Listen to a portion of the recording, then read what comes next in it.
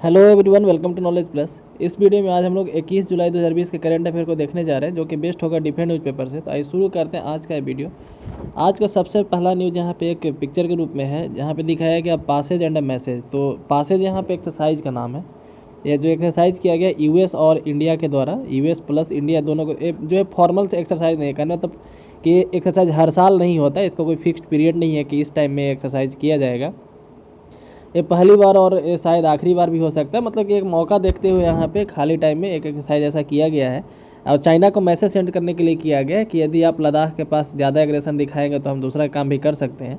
तो एक्सरसाइज किया गया है स्टेट ऑफ मलक्का के पास। स्टेट ऑफ मलक्का जैसा आपको पता होगा कि नीचे इंडोनेशिया है, ऊपर में मलेशिया और बीच में स्टेट ऑफ मलक्का पास करता है। और इंडोनेशिया में इंडियन नेवी का प्रेजेंस काफ़ी ज़्यादा है। तो जैसे इंडोनेशिया में एक पोर्ट है, वहाँ पे इंडियन नेवी एक हमेशा तैनात रहती है। वहाँ पे इंडियन नेवी के जहाज़ जो है रिफ्यूलिंग के लिए रुकते हैं और भी काम वहाँ पे करते हैं। तो इंडोनेशिया में इंडिया का फुटहॉल काफ़ी ज़्यादा है और अमेरिका नेवी, यूएसए की नेवी अपने आप में काफ़ी एक स्ट्रॉन्ग नेवी है। तो दोनों के द्वारा यहाँ पे किया गया है। यूएसएस का एक एयरक्राफ्ट कैरियर है, उसका सबसे बड़ा एयरक्राफ्ट कैरियर को यहाँ पे उतारा गया। एयरक्राफ्ट कैरियर लोग उस पर एयरक्राफ्ट को कैरी किया, उस पर एरोप्लेन को कैरी किया जा सकता है। यानी जो पानी वाले जहाज़ है, जहाज़ के ऊपर बहुत सारे उड़ने वाले जहाज़, जो हवाई जहाज़ है, उसको रख करके बीच समुद्र में ले जा करके वहाँ से उसको टेक ऑफ करवाया जाता है।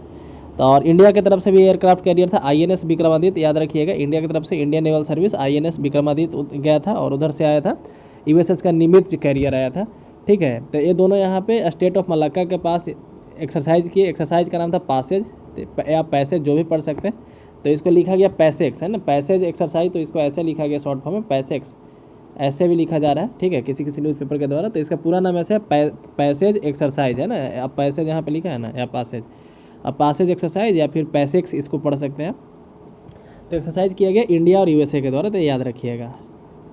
नेक्स्ट न्यूज़ यहाँ पे कि much awaited Oxford vaccine get immune response in early test. तो जो ऑक्सफोर्ड यूनिवर्सिटी का जो वैक्सीन है, ऑक्सफोर्ड यूनिवर्सिटी का वैक्सीन नेक्स्ट स्टेज को जा रहा है, मतलब कि सब कुछ इसका ठीक ठाक चल रहा है। इस न्यूज़ में यहाँ पे बताया गया है कि डेवलप किया जा रहा है। ब्रिटिश फार्मा कंपनी है एस्ट्राजेनेका, उसके द्वारा यहाँ पे डेवलप किया जा रहा है। और वहाँ का एक लैंसेट जर्नल है, उसमें इसको पब्लिश किया गया। वैक्सीन का नाम यहाँ पे अभी के लिए, उसका नाम बाद में उसका नाम हो सकता है चेंज हो जाए। अभी के लिए इस वैक्सीन का नाम ये है। ठीक है, तो ये जो है एस्ट्राजेनेका का जो वैक्सीन है नेक्स्ट स्टेज में सक्सेसफुली यहाँ पे गया है, मतलब कि सब कुछ इसका ठीक ठाक चल रहा है। कहने का मतलब ये था। फेज़ 3 ट्रायल इसका काफ़ी अभी चलने वाला है। अभी जो है फेज़ 3 ट्रायल आया नहीं है, लेकिन फेज़ 3 ट्रायल इसका चलने वाला है। Next in the 6th heaviest डिलॉग। तो कल हम लोग पढ़े थे कि इस तरीके का जो बाढ़ जो है पहले काफ़ी दिन के बाद आता था। काजीरंगा के बारे में हम लोग कल काफ़ी डिटेल में डिस्कस किए थे कि बाढ़ जो नेसेसरी है काजीरंगा में आने के लिए। लेकिन हाँ, इस तरीके का बाढ़ जो है 10 साल में एक आध बार पहले आता था। अब हर एक दूसरे साल 2016, 18 और 20 में भी इस तरीके का बाढ़, हाई लेवल का बाढ़ देखने को मिला, फ्लड। इस कारण से वहाँ पे काफ़ी नुकसान हो रहा है। और ये छठा, पिछले कुछ सालों में छठा डेल्यूग बताया, तो छठा त्रासदी ऐसा बताया जा रहा है। इसमें ये भी बताया गया था कि बाढ़ से बचने के लिए उसमें जानवर जो है अपने आप को प्रोटेक्ट करेंगे। इसके लिए काजीरंगा में हाईलैंड बनाए गए हैं। काजीरंगा के अंदर मिट्टी भर करके, ऐसे मिट्टी को भर के बहुत ऊंचा ऊंचा जगह बनाया गया। कल के पेपर में हम काफ़ी डिस्कस किए थे काजीरंगा के बारे में, नहीं देखे तो जाकर जरूर देखें। तो वहाँ पे लेकिन उस पर राइनो जो जा नहीं रहे, जो आर्टिफिशियल रूप से हाईलैंड बनाया गया है, राइनो जा नहीं रहा है। काजीरंगा का आप टोपोग्राफी देखें तो एक तरफ ब्रह्मपुत्रा नदी और एक तरफ कार्बी एंगलोंग का प्लेट्यू है। कार्बी एंगलोंग का जो हिल या प्लेट्यू, जो भी आप उसको समझते हैं, वो है। तो जो आर्टिफिशियल वाले बनाए गए हैं वहाँ पे राइनोसोरस जाते नहीं हैं, है ना। इनको नेचुरल वाला पासेज चाहिए। तो नेचुरल वाले जो कार्बी एंगलोंग का जो हिल है, वहाँ पे ये लोग जाते हैं। तो उसी के बीच में एक NH-37 आता है, इसे हम लोग कल पढ़े थे। तो वहीं यहाँ पे दिखाया है कि इन the 6th schedule highlands and corridor shelter Kaziranga rhino. Kaziranga का राइनो जो यहाँ पे हाईलैंड्स पे जाकर शेल्टर लिए हुए अभी रह रहे हैं, वहाँ पे ऊंचाई वाले जगह पे। कोरोना का अपडेट यहाँ पे आज तो नहीं डाल पाए, लेकिन आप ऐसे बस ये देख लीजिए, कल 40,425 केस डिटेक्ट हुआ था। टोटल केस इंडिया में 11 लाख को क्रॉस कर चुका है। ठीक है, और कल 22,000 लोग ठीक भी हुए हैं यहाँ पे। पॉजिटिविटी रेट की बात किया जाए तो पहले 7.44 था, अब 7.96 है। और पहले जो है केस फर्टिलिटी रेशियो 2.64 था, अब 2.46 है। ठीक है, फर्टिलिटी रेशियो का मतलब कितने लोग, 100 लोग को यदि पॉजिटिव पाया जा रहा है तो कितने लोग का डेथ हो रहा है। और पॉजिटिविटी रेट मतलब 100 लोग को टेस्ट किया जा रहा है तो कितने लोग पॉजिटिव पाए जा रहे हैं। आगे बढ़ते, Delhi household spend more in education than. NSO का एक सर्वे आया है, नेशनल स्टैटिस्टिकल ऑफिस जो है एनएसओ, इसका एक सर्वे आया है कि इसके तहत बताया कि दिल्ली में जो घर हैं एजुकेशन पे इंडिया के बाकी एरिया के मुकाबले ज़्यादा खर्च करते हैं, ऐसा इसमें बताया गया है। ठीक है, तो people in Delhi are on average spending more than education than people in the urban area in the other state. Other than Himachal according to the finding of latest all India survey conducted by NSO। The report household social consumption and education in India released that week mapped 1.13 lakh 1.13 lakh मतलब कि 1,13,000 घरों पे सर्वे किया गया था जुलाई 2017 से जून 2018 में, मतलब पिछले एक साल का। और इसमें लगभग 1.5 लाख स्टूडेंट थे। दिल्ली में 1300 घर को सर्वे किया गया यहाँ पे। और यहाँ पे दिखाया गया कि the findings of the report show that all India average of expenditure per student in the academic year across all types of courses all level of education is, मतलब कि मोटा मोटी 10,000 आप बोल सकते हो, 10,000 रुपया एक स्टूडेंट पे खर्च किया जा रहा है ऑन एन एवरेज। ठीक है, इसमें बड़े लोग छोटे लोग सभी लोग हैं, मतलब कि छोटे क्लास के बच्चे बड़े क्लास के बच्चे। If one were only look an urban area this average expenditure across the country rise to 19,000। तो यदि ये अर्बन और रूरल दोनों का था, टोटल एवरेज था। यदि सिर्फ अर्बन एरिया का देखा जाए तो 19,893 रुपया एक बच्चा पे खर्च पड़ रहा है साल भर का। In this Delhi is close to the top with the average expenditure of 27,000। दिल्ली में ये खर्च जो है और बढ़ जाता है, 27,359 रुपये हो जाता है। और इससे हालांकि हिमाचल प्रदेश में थोड़ा सा दिल्ली से भी ज़्यादा है। हिमाचल उत्तराखंड में आपको पता होगा कई आपको वहाँ पे स्कूल मिलेंगे, मिशनरी स्कूल देखने को मिलेंगे या फिर बोर्डिंग स्कूल जिसको बोलते हैं, जहाँ पे बच्चे को हॉस्टल में डाला जाता है, फिर बच्चे वहीं पे पढ़ते हैं, है ना, नवोदय विद्यालय की फैसिलिटी टाइप। तो 27,970 रुपये वहाँ का खर्च है एक बच्चे का साल भर का, आप एवरेज वहाँ पे भी दिखाया गया है। और दिल्ली का 27,300 कितना 27,359 रुपया। तो हिमाचल के बाद दिल्ली का नंबर आता है। बाकी दूसरे स्टेट के देखा जाए तो breakdown of this expenditure so the expenditure on the course fee which include tuition and exam development fee in Delhi 16,514 रुपया। तो सिर्फ कोर्स के फी पे 16,000 रुपये, 23,000 जो है, 27,000 में से 16,000 रुपये कोर्स के फी पे है। This was well of the national urban average of 12,395। यदि नेशनल एवरेज देखा जाए सिर्फ कोर्स फी का तो 12,395 रुपया है। However, there are states in which the average is higher in the urban area, including Himachal Pradesh and Haryana.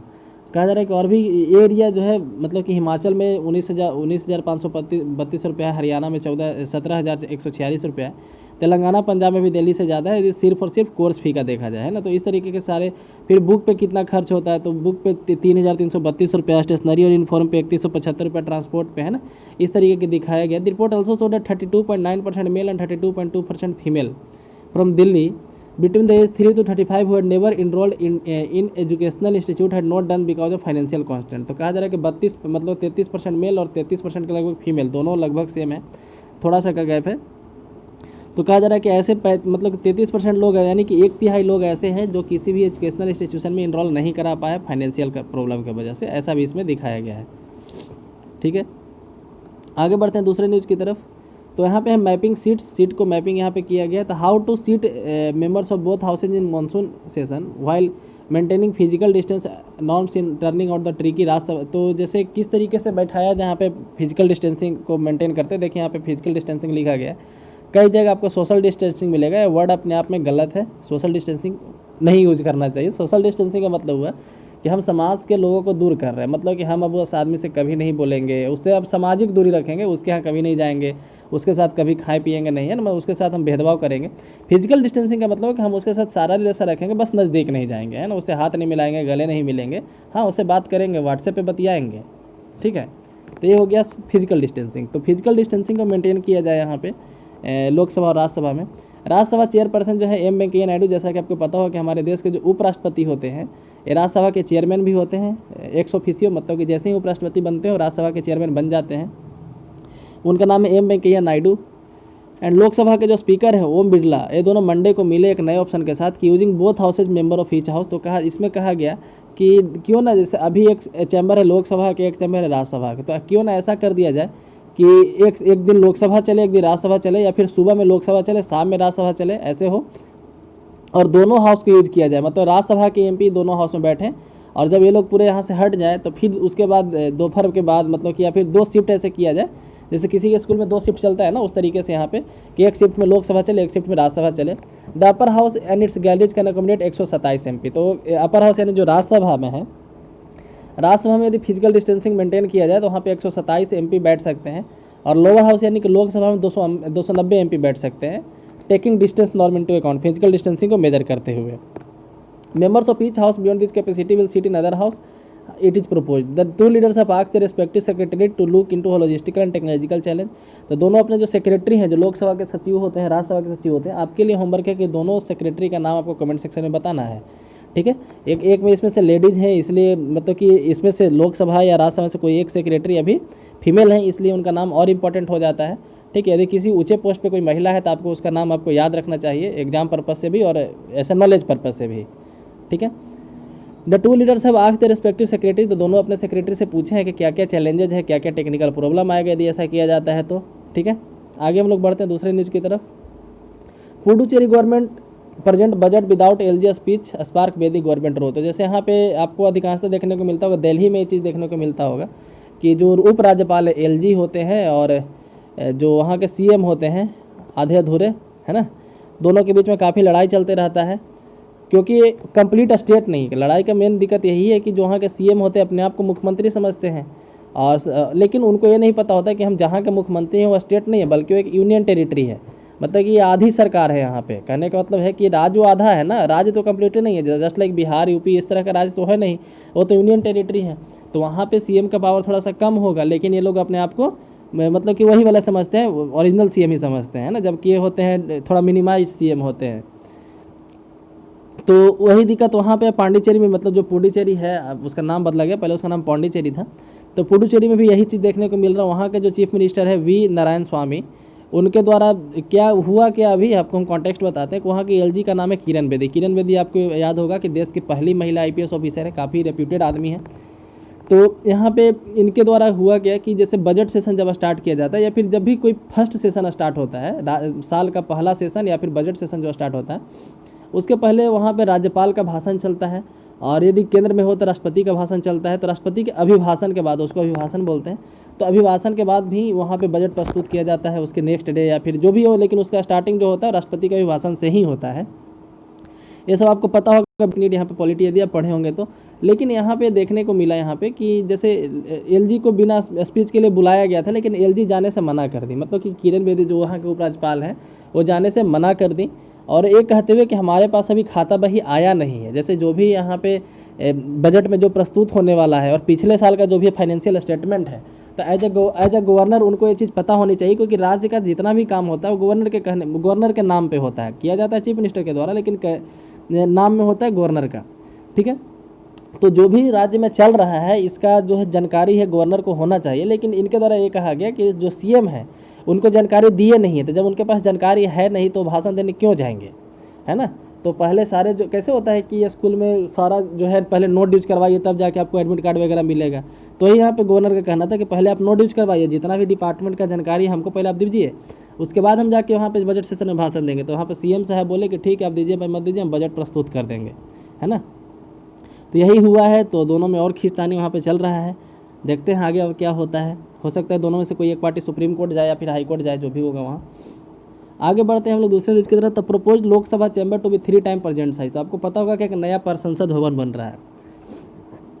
अभी जो संसद भवन है सर्कुलर शेप का है, फिर इलिप्स शेप का बोल सकते हैं, कम्प्लीटली सर्कुलर तो नहीं है लेकिन इलिप्स शेप का है। और जो अभी बनने वाला है, अभी जो है अभी वो तो सर्कुलर है, लेकिन जो बनने वाला है वो ट्रैंगुलर शेप का है, कुछ इस तरीके का आपको दिखेगा। इस पूरे प्रोजेक्ट का नाम है, काफ़ी एक बड़ा प्रोजेक्ट है, इसका नाम है central vista project.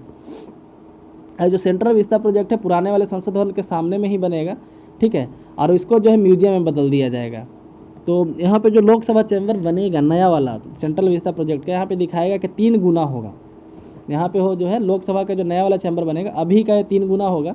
The CPWD यानी कि central public department in an affidavit filled in the supreme court has stated that the Lok Sabha chamber in the propose parliament will be the almost 3 times the size of the present chamber. तो लगभग 3 गुना होगा, जबकि राज्यसभा जो होगा वो 4 गुना होगा। यानी कि अभी राज्यसभा जितना बड़ा उसका 4 गुना बड़ा बनाया जाएगा, और अभी जो लोकसभा जितना उसका 3 गुना बड़ा बनाया जाएगा। सेंट्रल विस्ता प्रोजेक्ट का काफ़ी यहाँ पे अभी मतलब अपोज हो रहा है, विरोध हो रहा है, क्योंकि अपोजिशन का कहना है, जो विपक्षी पार्टी हैं उनका कहना है कि अभी सरकार को ज़रूरत है कोविड-19 में पैसा खर्च करने की, स्वास्थ्य पे पैसा खर्च करने की, तो सरकार यहाँ पे बिल्डिंग बनाने में पैसा खर्च कर रही है, तो इसलिए इसका काफ़ी विरोध किया जा रहा है कई लोगों के द्वारा।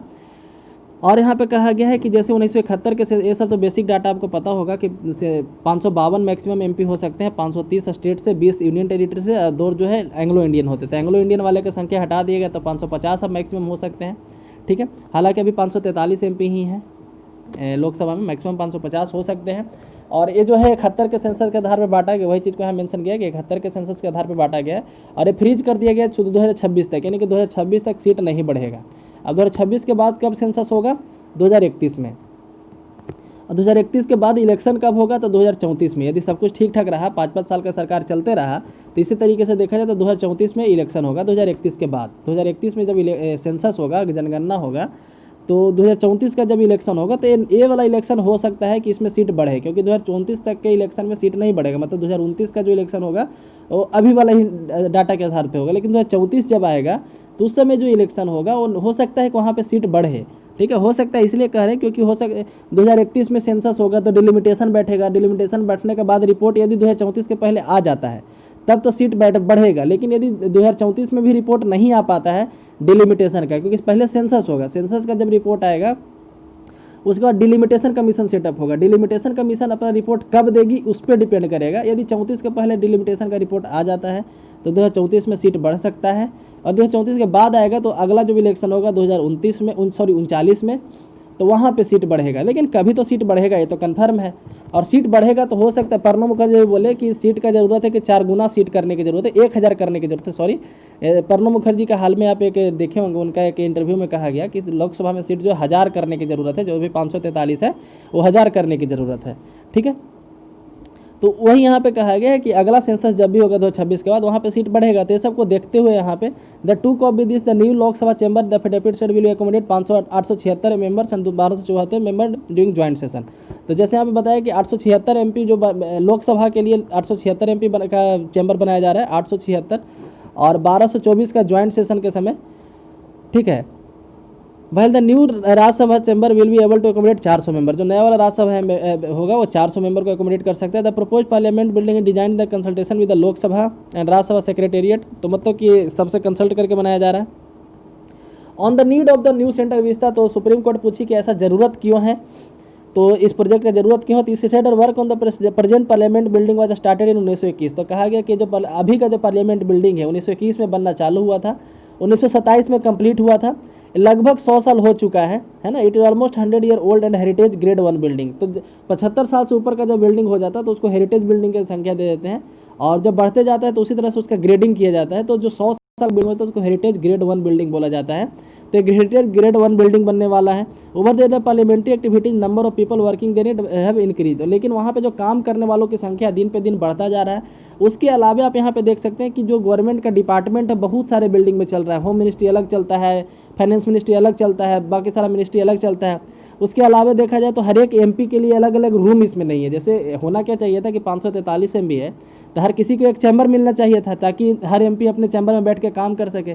लेकिन अभी ऐसा हो नहीं पाता, कुछ गिने चुने लोगों को ही चैम्बर मिल पाता है, बाकी लोगों को दूसरे जगह एडजस्ट करना पड़ता है, कोई दूसरा बिल्डिंग देना पड़ता है जिसका किराया देना पड़ता है, सरकार को किराया उसका पे करना पड़ता है। इसीलिए ये सब को ज़रूरत को देखते हैं। और भी इसमें दिखाया गया कि जैसे दीवार जो जिस समय बना था उस समय दीवार में कोई वायरिंग वगैरह नहीं किया था, लेकिन समय के अनुसार अब उसमें वायरिंग के लिए तार अंदर भेजा गया, फिर वाईफाई का तार अंदर गया, AC का तार गया है ना। तो ऐसे करते करते दीवार में कई जगह छेद हो चुके हैं, कई तरह के केबल वहाँ पे पास करने से, है ना। आप मतलब घरों में ही देखिए ना क्या क्या होता है, पानी का पाइप अंदर जाता है, उसके बाद मतलब कि वायर जाता है, इलेक्ट्रिसिटी का वायर, उसके अलावा वाईफाई का केबल अंदर भेजा गया, AC का केबल पूरा एयर कंडीशन है। फिर उसके बाद फिर उसका लोकसभा का प्रसारण होता है TV पे। तो लोकसभा का जब प्रसारण किया जाता है TV पे दिखाया जाता है तो उसके लिए जो टेलीविज़न का केबल है वो सब, तो इतने सारे केबल जब गए हैं दीवार में से तो दीवार काफ़ी छेद हो चुका है दीवार में, जिस कारण से दीवार कमज़ोर हो चुका है, ऐसा कहा गया। और ऐसा है भी, उसका जो छत का प्लास्टर है वो हमेशा झड़ते रहता है। यदि आप अंदर जा करके देखेंगे तो एक ऊपर से जाली आपको लगा हुआ मिलेगा। TV पे तो वो चीज़ नहीं दिख पाता है, लेकिन जहाँ पे MP लोग बैठे रहते हैं उसके ऊपर मान लीजिए कि छत है वाला पोर्शन छत है, तो कुछ नीचे छत के नीचे पे पूरे में एक जाली लगा हुआ ग्रीन कलर का, और इस पर देखेंगे प्लास्टर झड़ करके गिर रहा है इस जाली के ऊपर। यदि जाली नहीं रहेगा तो गिर करके किसी MP के सर पर आ जाएगा, फिर उनका सर फूट जाएगा, है ना। आगे बढ़ते हैं। तो इसलिए एक नया बिल्डिंग की ज़रूरत है, भले ही कोई विरोध करे। यहाँ पे अब नेक्स्ट न्यूज़ यहाँ पे कि 5 राफेल जेट, जो बहुप्रतीक्षित राफेल है, काफ़ी विवादित रहा है इंडिया में, 29 जुलाई के आसपास 5 राफेल आने वाला है। तो एक अच्छा न्यूज़ है। राफेल एक याद रखिए कि ट्विन सीटर जेट प्लेन है ना, ये ट्विन सीटर है। आगे बढ़ते हैं। और ये फ्रांस से लिया जा रहा है, फ्रांस का एक कंपनी है डसॉल्ट, ठीक है, डसॉल्ट एविएशन। इसको कई लोग दासो भी पढ़ देते हैं, हालांकि अब इसमें कौन सा साइलेंट है फ्रांस वाले से पूछना पड़ेगा कि T साइलेंट है कि L साइलेंट है, ठीक है। अब जैसे इसको पढ़ना पड़िए, बस स्पेलिंग यही होता है, DASSAULT। दासो पढ़िए, डसॉल्ट पढ़िए, दसौट पढ़िए, डसॉल्ट पढ़िए, जो पढ़ना है पढ़ लीजिए, याद रखिए खाली कि एग्जाम में आ जाए तो हम बना सकें। आगे यहाँ पे series of mission to Mars why and when. तो मार्स पे आजकल देखा जा रहा है कि कई लोग यहाँ पे जाने के लिए सोच रहे हैं, कई लोग नहीं मतलब कई देश यहाँ पे जाने के लिए सोच रहे हैं। तो एक होड़ लग गया है मार्स पे जाने के लिए। तो क्यों अभी तक आपको पता होगा मात्र 4 कंट्री है जो जा पाई है। पहला है सॉरी मतलब कि पहला दूसरा ऐसे नहीं, रॉस्कोमॉस है एक है नासा, एक है यूरोपियन एजेंसी, उसके बाद हमारा कंट्री का है इसरो। ठीक है, तो मात्र 4 अभी स्पेस ऑर्गेनाइजेशन। आप यहाँ पे चाइना का नाम नहीं देख रहे होंगे, तो हाँ सही बात है, चाइना अभी तक मार्स नहीं गया है ना, अभी जानने वाला है। ठीक है, चाइना अभी तक मार्स नहीं गया है, याद रखिएगा। कई लोग सोचते होंगे कि हर चीज़ में चाइना हमसे आगे, तो ऐसा नहीं है। On Sunday the UAE launch the Arab world's first mission to Mars. तो संडे को यूएई के द्वारा फर्स्ट मार्स पे लॉन्च किया गया उसका मिशन अरब वर्ल्ड के द्वारा। तो ये काफ़ी इंपॉर्टेंट माना जा रहा है, किसी मुस्लिम कंट्री के द्वारा, किसी अरब कंट्री के द्वारा, किसी वेस्ट एशियन कंट्री के द्वारा पहला ऐसा मिशन है जिसका नाम रखा गया होप। होप नाम रखने के पीछे यही था कि यूएई जो है पूरे अरब वर्ल्ड को मैसेज सेंड करना चाहता है। जो अरब वर्ल्ड है, सऊदी अरेबिया, ओमान, कतर, ये सब जो देश है वहाँ पे उन लोगों को मैसेज सेंड करना चाहता है कि हम लोग भी साइंस एंड टेक में डेवलपमेंट कर सकते हैं, है ना। एक आशा, एक उम्मीद जताना चाहता है कि हम लोग भी साइंस एंड टेक में डेवलपमेंट कर सकते हैं, इसीलिए इसका नाम रखा गया होप। इसका उर्दू का नाम है अल अमल। ठीक है, अल अमल याद रखिएगा, एग्जाम में हो सकता है कि पूछ दिया जाए कि अल अमल किसका नाम है। आप फिर सोचेंगे अल अमल तो न्यूज़ में था ही नहीं था, हम कहाँ से इसको पढ़े, है ना। तो मतलब कि याद रखिए कि अल अमल जो है उर्दू का वर्ड है, इसका उर्दू में नाम इसका है होप मिशन का। आप हिंदी में इसको आशा प्रत्याशा कुछ भी रख सकते हैं। तो the launch of spacecraft Amal, ठीक है, Hope took place from the Tanegashima space centre Japan. तो जापान के तेनिगसीमा स्पेस सेंटर से। तो याद रखिए था यूएई का, लेकिन भेजा गया है जापान से। ठीक है, हालांकि भेजने वाला था इसरो, लेकिन कुछ पैसा को लेकर के अनबन हो गया, मतलब कि इसरो ज़्यादा पैसा मांग रहा था, यूएई उतना देने को तैयार नहीं था। तो पर बाद में जापान से लोग लॉन्चिंग करवा लिया है, क्योंकि यूएई के पास लॉन्चिंग फैसिलिटी नहीं है। दुनिया में काफ़ी कम ऐसे देश हैं जिसके पास लॉन्चिंग फैसिलिटी है। इसरो के पास है, चाइना के पास है, नासा के पास है, जाक्सा यानी कि जापान का जो एजेंसी उसका नाम है जाक्सा। ठीक है, तो जाक्सा के पास है।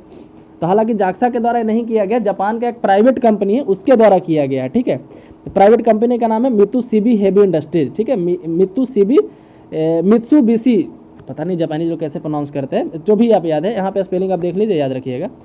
उसके द्वारा यहाँ पे भेजा गया है इसको, जापान के द्वारा। तो रॉकेट था, मतलब कि जो ऑर्बिटर वगैरह है, मतलब कि जो मार्स पे जाएगा वो है यूएई का, भेजा गया है जापान से, और नाम है होप, उर्दू में नाम है अल अमल। H2A रॉकेट था, रॉकेट का नाम है H2A रॉकेट, तो ये भी याद रखिएगा। यूएई के द्वारा पहला है।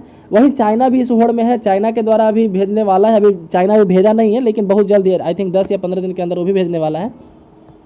चाइना वाले का नाम है तियानमेन-1, उसका नाम है तियानमेन-1, जो कुछ ही हाल ही फिलहाल में भेजेगा। The US the only country send previous mission to Mars, plan it Perseverance mission July 30। उसके बाद जुलाई 30 जुलाई को जो है यूएसए फिर से अपना एक प्रिजर्वेंस मिशन भेजने वाला है। ठीक है, तो याद रखिएगा अभी मतलब कि आने वाले कुछ दिनों में 10-15 दिनों के अंदर अंदर अभी एक चला गया है, फिर चाइना का जाएगा, फिर यूएसए का जाएगा, है ना। The end of July 2020 offer a launch window from Earth and Mars align to their closest in 2 years which means less fuel. ऐसा क्यों, मतलब सबको अचानक से क्यों ऐसा भेजने पे तुला गया है। तो यदि आप मंगल मिशन वाला मूवी देखे होंगे तो उसमें बताता है कि जो अभी जो है मार्स जो है सन के अर्थ के काफ़ी नज़दीक आ चुका है और कुछ दिन तक के लिए रहेगा, फिर आने वाले समय में मार्स दूर चला जाएगा। तो बस यहाँ पे जो फ्यूल बचाने का होड़ लगा हुआ है सब में, मतलब कि जब मार्स अर्थ के नज़दीक आया हुआ है अभी, इसलिए भेजने को सब रेडी है। हो सकता है कुछ दिन के बाद यदि लॉन्च किया जाए तो फिर ज़्यादा फ्यूल लगाना पड़े यहाँ पे। तो पेट्रोल बचाने का यहाँ पे जो भी जिद है उसी के लिए अभी भेजा जा रहा है, आम भाषा में समझ लीजिए। प्रिजर्वेंस, तो प्रिजर्वेंस मिशन यहाँ पे क्या ढूंढेगा, हंट और लाइफ को ढूंढेगा। वहाँ पे लाइफ था या नहीं देखा, ये देखेगा। प्रिजर्वेंस जो नासा का प्रिजर्वेंस मिशन जो जाने वाला है, तो NASA प्रिजर्वेंस will look science for habitable condition and microbial life on Mars. तो मार्स पे माइक्रोबियल लाइफ को ढूंढेगा, हैबिटेबल कंडीशन को देखेगा कि पहले ऐसा था या नहीं था। और it's mission of the मार्सियन year 687 दिन का, अर्थ पे 687 दिन के आसपास इसमें फ्यूल डाला जाएगा। मतलब मार्स के पहुंचने के बाद 687 दिन का इसमें फ्यूल रहेगा, लगभग 2 साल आप मान के चलते हैं। तो हालांकि ये जो है काफ़ी ऑप्टिमिस्टिक होता है, कहने का मतलब कि इससे ज़्यादा चल जाता है। जैसे इंडिया का मार्स जो है, इंडिया का मार्स मिशन 2015 में मार्स पहुंच गया था, और ये था मेनली मुश्किल से 1 साल के लिए इसमें फ्यूल डाला गया था, लेकिन अभी तक चल रहा है, मतलब 5 साल तक चल रहा है। तो भेजा गया था उसमें बोला कि इसका लाइफ 1 साल का है, लेकिन वो अभी तक चल रहा है। तो जैसे इसरो भी भेज रहा है, तो सॉरी नासा भेज रहा है, तो बोला 687 दिन उसका लाइफ है, लगभग 2 साल, है ना। 2 साल से थोड़ा सा आई थिंक 1 आध महीना कम पड़ेगा ये, लेकिन हो सकता है कि 5 साल 10 साल ज़्यादा दिन तक भी चल जाए। है ना। The rover is equipped with space, इसमें एक रोवर भी है। रोवर मतलब कि हम लोग जो भेजे हैं उसमें सिर्फ ऑर्बिटर है, ये मार्स है तो इसके चारों तरफ चक्कर लगा रहा है, लेकिन इसमें एक रोवर भी होगा। ऑर्बिटर तो रहेगा ही प्लस रोवर, मतलब मार्स के सतह पे एक उतरेगा। अभी ऑलरेडी एक क्यूरियोसिटी रोवर है नासा का एक रोवर है, इसका नाम है क्यूरियोसिटी रोवर। क्यूरियोसिटी जो बोलते हैं ना, जिज्ञासा, जानने की इच्छा, वही उसी का नाम है क्यूरियोसिटी रोवर। तो क्यूरियोसिटी रोवर ऑलरेडी नासा का वहाँ पे है। इंडिया की तरफ से कोई रोवर नहीं भेजा गया, बस हमारा एक ऑर्बिटर था, ठीक है। हमारे क्या नाम था, मॉम, मास ऑर्बिटर मिशन, है ना। तो rover is equipped specialize equipment to collect data, यहाँ पे रोवर भी भेजा जाएगा जो वहाँ का डाटा कलेक्ट करेगा, वहाँ का वेदर कंडीशन वगैरह, और यदि क्या पहले कोई आदमी रहता था या फिर किसी भी तरह का लाइफ था यहाँ पे ढूंढेगा, ठीक है। ये जो है 18 फरवरी 2021 को पहुँचने का उम्मीद है। प्रिजर्वेंस मिशन जो है जब 30 जुलाई को छोड़ा जाएगा तो 18 फरवरी 2021 को मंगल पे पहुँचेगा। मंगल पे पहुँचने में 6 महीना 7 महीना लग जाता है, इंडिया वाले मिशन को भी 6-7 महीना लगा ही था। नासा का जो क्यूरियोसिटी रोवर है 2012 से ही मार्स पे है, तो याद रखिएगा। नेक्स्ट है होप, जो यूए के द्वारा छोड़ा गया। ये क्या करेगा, तो देखिए जैसे यहाँ पे कहा जाता है कि मार्स का जो एटमॉस्फेयर है काफ़ी थीन है, थीन कहने मतलब काफ़ी पतला है, वहाँ का हवा का डेंसिटी काफ़ी कम है, और ऐसा माना जाता है कि पहले यहाँ का हवा का डेंसिटी ज़्यादा था लेकिन अब कम है। तो एक अब कम क्यों हो गया यही पता करेगा होप, ठीक है। होप मेनली वहाँ जैसे प्रिजर्वेंस का क्या काम है, हंट और लाइफ को ढूंढेगा, वहाँ पे लाइफ था या नहीं था। होप का काम यहाँ पे वहाँ पे ढूंढेगा, एटमॉस्फेरिक डाटा को ढूंढेगा, एटमॉस्फेयर के डाटा को यहाँ पे एनालिसिस करेगा। तो hope was developed by UAE scientist in the US, तो यूएई के साइंटिस्ट के द्वारा यूएस में इसको डेवलप किया गया, इसको लॉन्च किया गया S21 रॉकेट से, ठीक है, जिसमें कैमरा है, स्पेक्ट्रोमीटर है, स्पेसक्राफ्ट है और भी कई चीज़ यहाँ पे। Hope is the UAE 4th space mission, hope जो है दुबई की तरफ से, मतलब यूएई की तरफ से 4था स्पेस मिशन है और पहला इंटरप्लेनेटरी मिशन है, मतलब कि दूसरे प्लेनेट पे भेजने वाला पहला मिशन है। हालांकि यदि स्पेस मिशन की बात किया जाए तो यूएई का 4था मिशन था। पिछला जो था सैटेलाइट के रूप में था, अर्थ ऑब्जर्वेशन सैटेलाइट था। Hope is scheduled to reach Mars orbit February 2021, ये भी उम्मीद कर रहा है कि फरवरी में ही हम भी मार्स पे पहुंच जाएंगे, है ना। तो नंबर 4 मतलब कि 4 को तो ऑलरेडी फिक्स हो चुका है, पहले रसिया गया था, उसके बाद अमेरिका, उसके बाद यूरोप, है ना। यूरोप का यूरोपियन यूनियन जो संगठित है 27 देश का, है ना, उसके द्वारा भेजा गया था, यूरोपियन स्पेस एजेंसी। उसके बाद इंडिया गया। ये 5वें स्लॉट के लिए लड़ाई हो रहा है चाइना, यूएई और अमेरिका के बीच में, 5वां कौन होगा, है ना। तीनों बोल रहे हैं कि हम फरवरी में पहुंच जाएंगे। फरवरी में कौन पहुंचेगा पहले, जैसे यूएसए के द्वारा कहा कि हम 18 फरवरी को पहुंच जाएंगे, दुबई के द्वारा कहा कि हम फरवरी, बोला गया, डेट नहीं बताया गया है, ठीक है। इसका जो लाइफ होगा मार्सियन ईयर में 1 साल का होगा, मतलब मार्स पे 1 साल का ईयर होगा, ठीक है। अब मार्सियन ईयर को यहाँ के ईयर में कन्वर्ट किया जाए तो आई थिंक ज़्यादा कोई डिफरेंस आएगा नहीं, लगभग इंडिया में मतलब सॉरी अर्थ का 1.5 साल के बराबर लगभग आएगा। तो बोल सकते हैं कि दोनों का लाइफ थोड़ा सा ही आगे पीछे होगा, ये 2 साल का है, 1.5 साल का है, ठीक है। अर्थ के लाइफ पे लगभग 1.5 साल इसका लाइफ बताया जा रहा है अर्थ के अनुसार। यदि मार्स के अनुसार से तो वहाँ का 1 साल जो होता है उसके हिसाब से इसका ये ईयर होगा। नेक्स्ट तियानवें जो है चाइना का है, इसमें भी एक रोवर है। हमारा जो था ऑर्बिटर था, याद रखिएगा, इसमें एक रोवर है जो सॉइल स्टडी करेगा, वहाँ के सॉइल को स्टडी करेगा। तो चाइना का जो पहला जो मार्स प्रोब होगा, ठीक है, will be launched on the Long March, इसका जो रॉकेट का नाम है लॉन्ग मार्च 5Y4, जो भेजा जाएगा जिचांग चाइना से, जिचांग एक चाइना में जगह है, वहाँ से भेजा जाएगा। The probe consist of an orbiter, इसमें एक ऑर्बिटर है, एक लैंडर है, एक रोवर है। तो याद रखिएगा रोवर को उतारने के लिए लैंडर का काम बस इतना ही होता है। जैसे हमारा जो लैंडर था जो चांद पे भेजा गया था उसका नाम था विक्रम, है ना, और जो रोवर था उसका नाम था प्रज्ञान। तो पहले लैंडर वहाँ पे उतरता, लैंडर में से एक गेट खुलेगा इस तरीके का, उसके अंदर से रोवर निकलेगा, है ना, फिर उसके बाद लैंडर का कोई काम नहीं है, ठीक है। आप ऐसे समझ सकते, लैंडर का काम क्या था, रोवर को उतारना। तो उसी तरह से यहाँ पे एक लैंडर है, एक रोवर है। तो रोवर जब भी जाएगा तो उसके साथ एक लैंडर रहेगा, याद रखिएगा। और मेन डिपेंड यही करता है, ऑर्बिटर पहले एडजस्ट हो जाएगा अपने ऑर्बिट में। जैसे हमारा जो मार्स का ऑर्बिटर ऑर्बिट में एडजस्ट हो गया, उसके बाद कुछ था ही नहीं, तो हम लोग अपना प्रोसेस अपना आगे कर रहे हैं। लेकिन उसके बाद जैसे हमारे जब मून मिशन में यदि आपको याद हो चंद्रयान 2 का, तो ऑर्बिटर अपना काम कर रहा है, अभी भी कर रहा है ना। लेकिन ऑर्बिटर से फिर अलग होता है लैंडर उतरता है सरफेस पे जहाँ भेजा गया है। लैंडर में से एक ओपनिंग होता है, गेट खुलता है, उस गेट से रोवर जो है इस तरीके से निकलता है, फिर वो सरफेस पे आता है। उसके बाद लैंडर का कोई काम नहीं होता है, तो उसी लैंडर का नाम था विक्रम। तो उसी तरीके से कुछ यहाँ पे होगा जो हम लोग मून पे करने वाले थे, चाइना वाला वहीं पे मार्स पे करने वाला। अब देखते हैं सक्सेस हो पाता है या नहीं। हाँ, नासा ऑलरेडी कर चुका है, क्यूरियोसिटी रोवर 2012 में ही भेज चुका है, उसके अलावा अभी वो प्रिजर्वेंस रोवर भेज रहा है। तो वहाँ के मार्स का टोपोग्राफी, मार्स का जियोलॉजी, ये सब को वहाँ पे इन्वायरमेंट वगैरह को पढ़ेगा, मतलब वहाँ का मेनली सॉइल टेस्टिंग करेगा ये। 93 में expected to reach the red planet बोलते हैं मार्स को। ये भी 2021 में ही पहुँचने का अनुमान है, फरवरी का भी इसका भी अनुमान है, हालांकि डेट अभी नहीं बताया है, ठीक है। तो तीनों आपको आज के बाद फरवरी में आपको न्यूज़ सुनने को मिलेगा कि इसका फेल हुआ, किसका पास हुआ। तीनों पास हुआ। हम तो ऐसा उम्मीद करते हैं कि तीनों का यहाँ पे पास हो, ताकि हमको और जानकारी रेड प्लेनेट के बारे में मिले, मार्स के बारे में मिले, मंगल पर सब कुछ मंगल मंगल हो। आगे बढ़ते हैं दूसरी न्यूज़ की तरफ। तो Supreme Court extend protection from arrest to journalist Dua. तो एक जर्नलिस्ट है, विनोद दुआ इनका नाम है। द वायर एक चैनल होगा, आप देखे होंगे कभी यूट्यूब पे। द वायर एक चैनल है, आप देखिएगा। काफ़ी मतलब कि बोल सकते हैं कि एंटी बीजेपी या फिर एंटी गवर्नमेंट अभी जो गवर्नमेंट है, प्रेजेंट गवर्नमेंट जो है, उसके अगेंस्ट में बोलते रहते हैं। तो जो भी है, हर किसी को अपने बोलने का अधिकार है। आर्टिकल 19 के तहत फ्रीडम ऑफ एक्सप्रेशन मिला है। लेकिन आप इतना एक्सप्रेशन मत कीजिए फिर वो दुश्मन देशों को सहायता करने लगे, है ना। तो इनके ऊपर सेडिशन का चार्ज लगा। सेडिशन मतलब राजद्रोह, है ना। हम लोग सेडिशन का मतलब होता है देशद्रोह, तो देशद्रोह जैसा कोई शब्द नहीं होता है। ओरिजिनल जो वर्ड है वो राजद्रोह है। तो राजद्रोह का इनके ऊपर चार्ज लगा है। लगाया कैसे जाता है, तो आईपीसी का सेक्शन है 124A, याद रखिएगा। आईपीसी इंडियन पेनल कोड का सेक्शन 1 है, धारा 124A, कैपिटल ए है, मतलब कि अमेंडमेंट करके लाया गया था। आईपीसी 1860 का हमारा है। ये लॉर्ड मकाले के द्वारा तैयार किया गया था 1860 में आईपीसी। हालांकि तैयार पहले किया गया था, लागू 1860 में हुआ था, लॉर्ड मकाले के द्वारा ही इसको मेनली बनाया गया। लेकिन 1870 में 1870 में आईपीसी के तहत 124A जोड़ा गया, जिसमें सेडिशन जोड़ा गया है। ये जेम्स स्टीफन के कहने पर जोड़ा गया था, ठीक है। तो ये है सेक्शन 124A के तहत सेडिशन लगाया था। आईपीसी का सेक्शन 124A, सेडिशन का चार्ज लगता है, याद रखिएगा। तो सुप्रीम कोर्ट जो है इनके अरेस्ट होने से बचाया है अभी, क्योंकि इनके ऊपर सेडिशन लगाया था। सुप्रीम कोर्ट चले गए थे। सुप्रीम कोर्ट बोला कि कुछ दिन रुक जाओ, उसके बाद अरेस्ट कर लेना। फिर से बोला कुछ दिन और रुक जाओ, है ना। तो ऐसे ही करते करते फिर कोर्ट पर से आदमी का विश्वास उठ जाता है। फिर विकास दुबे जैसा इनकाउंटर टाइप का हो जाता है कुछ। आगे बढ़ते हम लोग।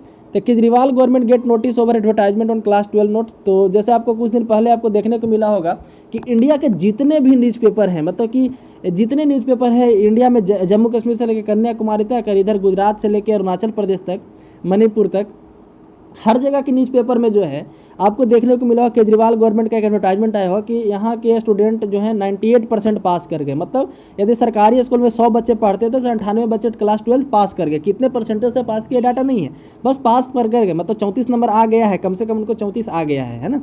ये कहा गया था केजरीवाल के द्वारा, मतलब अपने आप को खूब ढोल पीट रहे थे, है ना। जैसे कोई गवर्नमेंट कहती है कि हमारे सरकार में हुआ थे, पूछते हैं कि जैसे सर्जिकल स्ट्राइक पे पूछते हैं क्या मोदी जी बंदूक लेके गए थे पाकिस्तान। लेकिन यहाँ पे तो नहीं बताते कि हम भी टीचर बन के पढ़ाने नहीं गए थे, लेकिन ढोल पीटने आता है। तो यहाँ पे सुप्रीम कोर्ट को द्वारा, हम नहीं पूछ रहे हैं, सुप्रीम कोर्ट पूछ रहा है। जो भी हम बोल रहे हैं सुप्रीम कोर्ट इनसे पूछा है। सुमोटो कन्वेंशन यहाँ पे ले। हालांकि सोशल मीडिया पे काफ़ी इसका मतलब कि अथी हुआ था, क्या बोलते हैं, पोजीशन हुआ था, काफ़ी इसका थुथू हुआ था, ऐसा बोल सकते हैं केजरीवाल के ऊपर कि एडवर्टाइजमेंट यहाँ पे इस तरीके के छाप रहा है। तो क्लास 12 के रिजल्ट के रूप में इसको 98% यहाँ पे छापा था कि 98% रिजल्ट हमारा आया है। तो यहाँ पे सुप्रीम कोर्ट सुमोटो कॉन्जियस लिया, मतलब कि अपने आप सुप्रीम कोर्ट ऐसा कह रहा है कि हमको कोई शिकायत नहीं किया है, लेकिन हम लोग खुद से देख रहे हैं कि जब आपके पास इतना पैसा नहीं है कि आप टीचर को पेमेंट दे सकें, टीचर आपके सब्जी बेचने पे मजबूर हो चुके हैं। कई टीचर दिल्ली गवर्नमेंट के हैं जो सब्जी बेच रहे हैं आजकल। आप पैसा नहीं दे पा रहे, लेकिन आपके पास एडवर्टाइजमेंट छपवाने के लिए पैसा है। तो सुप्रीम कोर्ट में 4 क्वेश्चन यहाँ पे पूछा। 4 क्वेश्चन क्या क्या हम आपको यहाँ पे दिखाते हैं। पहला क्वेश्चन यहाँ पे है कि the cost of exchequer on the publishing the advertisement. तो इसका कितना कॉस्ट आया, ये कॉस्ट कौन पे किया, इसका क्या पर्पस था। आप इस तरह का एडवर्टाइजमेंट छपवा रहे हैं पेंडेमिक के बीच में, तो इसका क्या पर्पस था, है ना। और इसका पूछा जा रहा है कि इसका और क्या पर्पस था कि दिल्ली के बाहर के न्यूज़पेपर में इसको छपवाया गया है, ठीक है। दिल्ली के बाहर के न्यूज़पेपर में छपवाने का क्या पर्पस था। आप उस दिन इंडिया के कोई भी न्यूज़पेपर उठा ले, छोटा से लेकर बड़ा, द हिंदू से लेकर वहाँ का जो लोकल न्यूज़पेपर है, हर जगह आपको फर्स्ट पेज पे ही पूरे पेज का एकदम रंगा हुआ मिलेगा केजरीवाल का ऐसे। और उसके बाद पूछा जाता है also the number of publication that the advertisement carried in, और कितने नंबर में पब्लिकेशन किया गया। 4 क्वेश्चन यहाँ पे मेनली पूछा गया है सुप्रीम कोर्ट के द्वारा, और ऐसा पूछा भी जाना चाहिए। ऐसे बातों पे सुप्रीम कोर्ट पे भरोसा होता है आदमी का, ठीक है। तो यहाँ पे 4 क्वेश्चन ऐसा पूछा गया है। ये जहाँ पे जो लिखा गया है कि दिल्ली के बाहर जो छपवाया गया उसका क्या पर्पस था, है ना। तो एक सबसे इंपॉर्टेंट क्वेश्चन होता है कि ठीक है, अब दिल्ली की जनता को बताना चाहते हैं कि आपने एक रिस्पॉन्सिबल गवर्नमेंट को चुना, रिस्पॉन्सिबल गवर्नमेंट आपको स्कूल का फैसिलिटी दिया, स्कूल आपका एकदम वर्ल्ड क्लास बन चुका है। अब आपके बच्चे सरकारी स्कूल में पढ़ के रिजल्ट ला रहे हैं, 12th पास कर रहे हैं CBSE बोर्ड से, है ना। तो आप दिल्ली की जनता को बताइए, बाहर वाले जनता को बताने का क्या, उसका क्या उम्मीद था। आप सरकारी पैसा से जो है आप अपना एडवर्टाइजमेंट कर रहे हैं। सुप्रीम कोर्ट का ऐसा एक तरह से बोल सकते हैं, है ना। पूछा गया है क्वेश्चन, अब इसका क्या जवाब, 60 दिन का जवाब, 60 दिन का टाइम दिया गया है। तो इस पर हमको एक शायरी याद आता है जो यहाँ पे पूछा गया सुप्रीम कोर्ट के द्वारा। इस पर पर्सनली हम ये कहना चाहते हैं कि 28 में से एक राज्य में आधी है सरकार, है ना। अभी टोटल 28 स्टेट है और 8 यूनियन टेरिटरी है। तो 28 स्टेट जो है उसमें से एक राज्य में आधी है सरकार और विज्ञापन से भरे पड़े हैं केरल के अखबार। ठीक है, मतलब केरल के अखबार में भी विज्ञापन आया है, आप दिल्ली में हैं, मतलब क्या दिमाग है भाई साहब इन लोगों का। आगे बढ़ते हैं हम लोग। तो Waqf board team to assess damage to mosque dome. तो कल जो है पढ़े थे कि एक मॉस्क था जिसका नाम था मस्जिद मुबारक बेगम, ये 1822 में बनाया गया था, याद रखिएगा, दिल्ली का है। अभी न्यूज़ में आ चुका है तो और हम लोग के लिए इंपॉर्टेंट हो गया एग्जाम पर्पज़ के व्यू से। तो यहाँ पे इस पे ऊपर लाइटनिंग गिर गया था, एक थंडर आई थिंक गिर गया था कल के न्यूज़पेपर में, कल ही के न्यूज़पेपर में हम लोग शायद डिस्कस किए थे इसको। तो यहाँ पे जो वक्फ बोर्ड है, वक्फ बोर्ड क्या होता है, तो आप ऐसे समझ सकते हैं कि जो मुस्लिम लोग होते हैं, जो माइनॉरिटी कमीशन है, उसके द्वारा एक बोर्ड का स्थापना किया जाता है। ये हर लेवल पे होता है, सेंट्रल लेवल पे, स्टेट लेवल पे, डिस्ट्रिक्ट लेवल पे, छोटे से छोटे और बड़े से बड़े लेवल पे हर बोर्ड पे होता है, हर लेवल पे वक्फ बोर्ड होता है। और जितने भी इंडिया में मकबरा हैं, जितने भी आप बोल सकते हैं कि इस तरीके का मस्जिद है, सब इनका संपत्ति माना जाता है, वक्फ बोर्ड का संपत्ति माना जाता है। और वक्फ बोर्ड में संपत्ति आता कहाँ से है, तो जो कोई लोग जो है मरने के पहले दान दे देते हैं, या फिर मरने के पहले या फिर अपने लाइफ के ड्यूरेशन में भी, मतलब कि इनको मेनली दान का संपत्ति आता है। कि कई जो लोग यहाँ पे अपने संपत्ति वक्फ को दान कर दिया, वक्फ उन पे क्या करता है, तो उसको उस स्कूल में, मतलब कि उस बिल्डिंग में, कोई यदि कोई बिल्डिंग है तो उस बिल्डिंग पे स्कूल चलवाता है, या फिर उसको किराए पर दे करके उसके पैसे से कोई धार्मिक काम करता है। तो मेनली एक तरह से बोल सकते हैं कि उन लोग का अपना एक इंटरनल बोर्ड है। ठीक है, सेंट्रल लेवल पे वक्फ बोर्ड जो होता है उसके चेयरमैन होते हैं हमारे जो अल्पसंख्यक मंत्रालय के मंत्री हैं मुख्तार अब्बास नकवी, अभी जैसे हैं प्रेजेंट में, तभी उसके चेयरमैन हैं। स्टेट लेवल पर वहाँ के जो भी मिनिस्टर होंगे वक्फ बोर्ड के चेयरमैन होंगे। तो इसी तरीके से यहाँ पे तो वक्फ बोर्ड की टीम जो है डैमेज को एक्सेस करेगी, यहाँ पे कितना डैमेज हुआ लाइटनिंग के कारण, हो सके तो इसका मरम्मत भी करवाएगी। आगे बढ़ते हैं दूसरे न्यूज़ की तरफ। ईडी के बारे में, ईडी यहाँ पे न्यूज़ में था तो ईडी के बारे में लोग पढ़ लेते हैं। ईडी का स्थापना हुआ था 1 मई 1956 को।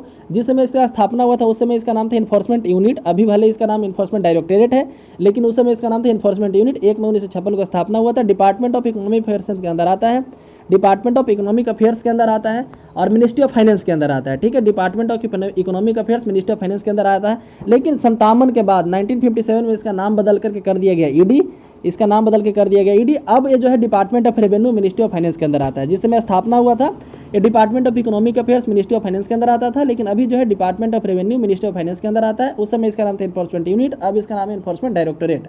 ये मेनली काम क्या करता है, तो इकोनॉमिक क्राइम जहाँ पे होता है उसमें डील करता है। इसका 2 लॉ में डील करता है, एक है फेमा एक्ट 1999 का, 1999 का फेमा एक्ट है, फॉरेन एक्सचेंज मैनेजमेंट एक्ट, और एक है PML एक्ट 2002 पर मनी लॉन्ड्रिंग एक्ट है, prevention of money laundering act 2002। ये दोनों लॉ में डील करता है। ठीक है, तो ये था ईडी के बारे में। आगे बढ़ते हैं दूसरी न्यूज़ की तरफ। तो Iran to continue work with India on Chabahar line railway chief. तो जो रेलवे चीफ है उनके द्वारा ऐसा कहा गया कि ईरान जो है इंडिया के साथ काम करेगा रेलवे पे। तो जैसे अभी हुआ क्या था, आपको हम सीरीज पूरा समझाते हैं। एक चाबहार पोर्ट है, सबसे पहले पाकिस्तान में कराची के बगल में ग्वादर नाम का जगह है। ठीक है, वहाँ पे चाइना के द्वारा एक पोर्ट डेवलप किया गया। अब ग्वादर में चाइना पोर्ट डेवलप करेगा तो इंडिया के लिए चिंता का विषय हो गया कि चाइना यहाँ पे पहुँच रहा है। तो उसको काउंटर करने के लिए, मान लीजिए कि यहाँ पे ग्वादर है तो इसी के कुछ दूरी पे यहाँ पे ईरान पड़ता है। ईरान में जो है चाबहार जगह था। अब इंडिया जो है चाबहार के साथ मतलब ईरान के साथ डील किया कि हम चाबहार पोर्ट डेवलप करेंगे ताकि चाइना को बैलेंस किया जाए यहाँ पे, क्योंकि यहाँ पे ग्वादर पे चाइना है। ठीक है, अब यहाँ पे हुआ कि चाबहार पे पोर्ट डेवलप करेंगे, और पोर्ट डेवलप करके करेंगे क्या, तो यहाँ से हम मान लीजिए कि पूरा ईरान है तो ईरान के नॉर्थ बाउंड्री तक जाएंगे, और यहाँ पे अफगानिस्तान का बाउंड्री स्टार्ट होता है। तो इसके थ्रू हम लोग अफगानिस्तान में एंट्री करेंगे। ठीक है, इंडिया का टारगेट यही था कि चाबहार के थ्रू पूरे ईरान को कवर करेंगे, पूरे ईरान में रेलवे के थ्रू पास करके हम लोग अफगानिस्तान को ज्वाइन करेंगे। ठीक है, इस तरीके का इंडिया का टारगेट था। अब हुआ क्या, इंडिया जो है चाबहार प्रोजेक्ट को तो बना दिया, चाबहार का जो पोर्ट है, सी पोर्ट है, उसको तो बना दिया, यहाँ पे काम भी कर भी रहा है। मतलब चाबहार पोर्ट जैसे था उसका तैयार हुआ, वहाँ पे जो काम होना था हो रहा है। चाबहार पोर्ट पे कोई अभी फर्क नहीं आया है। ठीक है, चाबहार पोर्ट रेडी है, वर्क हो रहा है, वर्किंग कंडीशन में है। लेकिन अब इसके साथ जो रेलवे लाइन जो जुड़ने वाला था यहाँ तक अफगानिस्तान के बॉर्डर तक, इस रेलवे लाइन के एक सेक्शन पे क्या हुआ कि ईरान अपने आप काम चालू कर लिया। यहाँ पे ईरान प्लस इंडिया दोनों मिल के काम करने वाले थे, लेकिन ईरान खुद से काम करने लगा यहाँ पे। तो न्यूज़ में आया कि ईरान जो है इंडिया को मतलब कि रेलवे प्रोजेक्ट से हटा दिया है। बाद में हालांकि ईरान के ऑफिशियल ऐसा कुछ नहीं कहे कि हम इंडिया को हटा दें, और इंडिया के ऑफिसर मतलब इंडिया की गवर्नमेंट भी ऐसा कुछ नहीं की कि हम लोग हट चुके हैं। ठीक है, बस न्यूज़ वाले यहाँ पे हल्ला उड़ाए, और इसी को दोनों तरफ से क्लेरिफाई किया जा रहा है कि ऐसा कुछ नहीं, ऐसा कुछ नहीं है। ईरान के द्वारा ऐसा कहा गया कि इंडियन रेलवे काफ़ी देरी कर रही थी। तो ये तो आपको आपका जाना पहचाना आदत होगा कि हाँ इंडियन रेलवे कितना टाइम पे चलती है, तो आपको पता ही होगा। जब उससे ट्रेन नहीं चलता है तो एक प्रोजेक्ट बनाना तो दूर की बात है, तो आप समझ सकते हैं। तो ईरान यही कहा है यहाँ पे कि इंडियन रेलवे काफ़ी देरी से कर रही थी, तो इतना देरी हम लोग सह नहीं सकते, इसलिए हम सोचे कि हम लोग खुद ही कर लेते हैं, है ना। तो ईरान के द्वारा ऐसा कहा गया वहाँ के द्वारा। तो वही यहाँ पे देख सकते हैं कि चबहार से लेकर जहेदान एक जगह है, चबहार से जहेदान तक का जो सेक्शन था उस रेलवे लाइन का आधा सेक्शन है, जहेदान से आगे भी तक जाएगा, अफगानिस्तान बॉर्डर पे जहेदान नहीं है, बीच में पड़ता है, तो वहाँ तक का जो सेक्शन था उस पर है, यहाँ पे काम उन लोग के द्वारा चालू कर लिया गया और कहा गया है कि काफ़ी देरी किया जा रहा था। ठीक है, काफ़ी देरी के यहाँ पे मेनली प्रॉब्लम यही बताया गया कि उधर से काफ़ी डिले आ रहा था, इस कारण से हम लोग वेट अब ज़्यादा नहीं कर पाए, है ना, अब हम लोग ज़्यादा इंतजार नहीं कर पाएंगे और हम लोग अपने से काम चालू कर चुके हैं। तो ये था इस न्यूज़ की तरफ। आगे बढ़ते हैं दूसरे न्यूज़ में। तो new norms of monsoon session के लिए नया नियम आया है। हम लोग शुरू में भी इस बात को डिस्कस किए थे कि तो क्या नियम है। तो for the monsoon session of parliament to ensure that physical adhere to physical distancing, member physical distancing करे, ठीक है, उसके लिए क्या है कि एक one house will meet in the morning. तो ऐसा माना जा रहा है कि एक हाउस मॉर्निंग में आएगा, दूसरा हाउस आफ्टरनून में आएगा। तो अभी क्या चलता है कि एक तरफ लोकसभा चलता रहता है, एक तरफ राज्यसभा चलते रहता है। तो अभी ऐसा किया करने के लिए सोचा जा रहा है कि पूरे बिल्डिंग में लोकसभा चलेगा या पूरे बिल्डिंग में राज्यसभा चलेगा और एक सुबह में चलेगा, एक आफ्टरनून में चलेगा, with enough time between to sanitise both hall. और दोनों के बीच में सैनिटाइजेशन किया जाएगा, दोनों के बीच में इतना टाइम रखा जाएगा या फिर इतना इंफ्रास्ट्रक्चर डेवलप किया जाएगा कि सैनिटाइजेशन कर दिया जाए। This plan was around following a meeting between Rajya Sabha के चेयरमैन जो वेंकैया नायडू हैं और लोकसभा के जो स्पीकर है ओम बिरला, उन दोनों के बीच में मीटिंग हुआ था। और यहाँ पे बोला है कि 127 मेंबर जो है बैठ सकते हैं राज्यसभा वाले में और 290 मेंबर बैठ सकते हैं लोकसभा वाले में। A member of each house of 2 houses will cannot be accommodate in the chambers and galleries of the respective house would be seated in the chamber of the other house. और जो यदि उसमें नहीं बैठ पाएंगे तो दूसरे वाले में बैठ जाएंगे। यानी पूरे बिल्डिंग में कोई एक हाउस चलेगा, लोकसभा या राज्यसभा, और दोनों के बीच में टाइम रहेगा और सैनिटाइज किया जाएगा, इस तरीके से कहा गया। Pakistan resume anti polio drive. तो पाकिस्तान के द्वारा एंटी पोलियो जो यहाँ पे पोलियो का जो ड्रॉप पिया जाता है ना 2 बूंद जिंदगी की, उसको बंद कर दिया गया था कोरोना वायरस को देखते हुए, क्योंकि घर घर लोग दवाई पिलाने जाएंगे, इस कारण से हो सकता है कि संक्रमण फैले, उसको चालू किया गया। तो पाकिस्तान के लिए नया बात नहीं है, पाकिस्तान में कई बार जो पोलियो का जो ड्रॉप है उसको बंद कर दिया जाता है और वहाँ पे कई बार वायलेंस भी देखा गया। इसको कई लोग मतलब कि उनको ऐसा मानते हैं कि इसके पीने से जो है वो लोग जो है अगला मतलब कि वो लोग बच्चा नहीं दे पाएंगे या फिर वो लोग जो बच्चा देने की क्षमता खत्म हो जाती है। कई लोगों में ऐसा भ्रम फैला दिया गया था, इसके कारण से भी वहाँ पे कई बार देखा है कि पोलियो पिलाने वाले पे भी वायलेंस किया जाता है, लोग दवाई पिलाने जाते हैं उसको मारपीट किया जाता है। ठीक है, तो इस तरीके से तो वहाँ पे पोलियो कई बार बंद हो जाता है, कई बार रिज्यूम हो जाता है। हालांकि गवर्नमेंट अपने स्तर पर सही काम करती है, गवर्नमेंट में इसका कोई दोष नहीं है। ठीक है, तो याद रखिए कि अभी पूछा जा सकता है किस कंट्री में बैन किया गया था फिर से रिज्यूम किया गया, तो पाकिस्तान वहाँ पे आंसर होगा। Next, Arab hope to march of from Japan. तो ये हम लोग आई थिंक डिस्कस कर लिए, फिर यहाँ से डिस्कस नहीं करेंगे। आगे बढ़ते हैं। तो Sri Lanka to research Ravana aviation route. तो अभी नेपाल के बाद श्रीलंका भी थोड़ा सा बौराने वाला है। जैसे नेपाल में क्या बोला गया कि राम जी जो थे नेपाल के जो है बीरगंज है वहीं के आसपास के थे। अब रावण मतलब कि श्रीलंका के द्वारा बोला गया कि हम रिसर्च करेंगे रावण का एविएशन रूट क्या था, मतलब रावण जो अपना उड़ाता था पुष्पक विमान वो किस रास्ते से उड़ के जाता था, वो रास्ता रिसर्च करेगा यहाँ पे।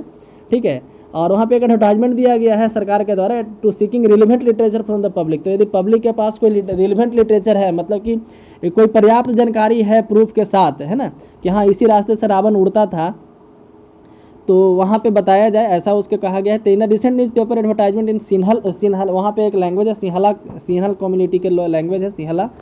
The civil aviation authority of Sri Lanka है sought any relevant document and literature from the public asking them to contact an email ID and phone number to research topic king Ravana and the ancient domination of एरलुड्स now lost. ठीक है, तो topic क्या है research का, तो king Ravan है ना, राजा रावण। आपको रावण से याद आया कि उसका जो श्रीलंका के द्वारा कुछ दिन पहले सैटेलाइट छोड़ा गया था। ठीक है, श्रीलंका के द्वारा कुछ दिन पहले सैटेलाइट लॉन्च करवाया गया था, वो खुद नहीं किया था, करवाया गया था दूसरे कंट्री से, इंडिया नहीं किया था। ठीक है, दूसरे कंट्री से श्रीलंका एक लॉन्च करवाया था जिसका नाम था रावण, उसको वहाँ का पहला सैटेलाइट है उसका नाम है रावण। ठीक है, ये भी याद रखिएगा। तो भले हम लोग रावण को गलत आदमी समझते हो, श्रीलंका वाले आज भी उसको अपना हीरो समझते हैं।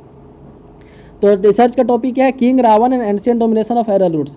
ठीक है, किंग रावण और उसका जो डोमिनेशन था एरल रूट्स पे, मतलब कि जो हवाई रूट है, हवाई यात्रा पर उसका जो डोमिनेशन था, उसका जो दबदबा था, अब दबदबा कैसे खत्म हो गया, इसी पे रिसर्च करना है। जिसको रिसर्च करने का मन है वो अपना ईमेल आईडी और मोबाइल नंबर वहाँ के एड्रेस पे भेज सकते हैं। When contacted an official of the authority said projects out to bring out with an authoritative narrative about the king Ravan, there are many stories। तो जो भी उसके बारे में कहानी है उसके बारे में यहाँ पे बताने के लिए कहा गया है। ठीक है, तो इसी के साथ आज के न्यू डिस्कशन समाप्त होता है। पढ़ने के बाद तो हम तो उस समय से हंस ही रहे हैं बस, है ना, लेकिन नेपाल के बाद अब श्रीलंका को भी थोड़ा सा हवा लगा है। ठीक है, तो इसी के साथ आज का न्यू डिस्कशन यहाँ पे समाप्त होता है। वीडियो पसंद है तो लाइक करें, चैनल को सब्सक्राइब करें और जो भी पूछा गया उसका कमेंट सेक्शन में जवाब जरूर दें। वीडियो कैसा लगा कमेंट सेक्शन में जरूर बताएं। धन्यवाद।